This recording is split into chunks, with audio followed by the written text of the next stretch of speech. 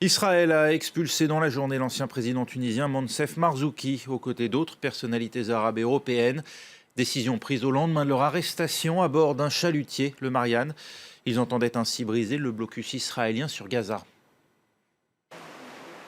Un navire sous bonne escorte de la marine israélienne. Ce chalutier, c'est le Marianne, l'un des 4 bateaux qui composent la 3e flottille de la Liberté. À son bord, près de 50 activistes pro-palestiniens, dont l'ancien président tunisien Moncef Marzouki. Leur but, entrer dans les eaux territoriales gazaouis pour ensuite rejoindre l'enclave. Mais une fois le pied sur le sol israélien, ils sont tous arrêtés et interrogés par la police. Pour le porte-parole du Hamas, c'est un énième crime du voisin israélien. Ce qui vient de se passer avec cette agression israélienne n'est rien d'autre qu'un nouveau crime. Il s'ajoute à la liste des crimes israéliens contre les Palestiniens et ceux qui sont solidaires des Palestiniens. C'est une violation du droit international.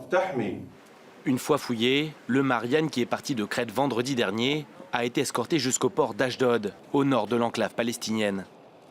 Pour le ministre israélien de la Défense, ce convoi humanitaire est une mascarade. Il n'y a pas de crise humanitaire à Gaza ou quelque chose de semblable qui nécessite l'envoi d'une flottille. De plus, il n'y avait aucune aide humanitaire sur ce bateau. C'est une provocation qui vise à délégitimer Israël. Le blocus de la bande de Gaza, terrestre, aérien et maritime, a été imposé par Israël après l'enlèvement de l'un de ses soldats par le Hamas en juin 2006.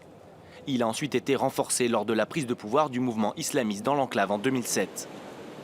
Concrètement, il est impossible de pénétrer dans les eaux gazaouis, impossible également de s'éloigner de plus de 6000 nautiques des côtes de Gaza, sous peine d'essuyer des tirs de l'armée israélienne.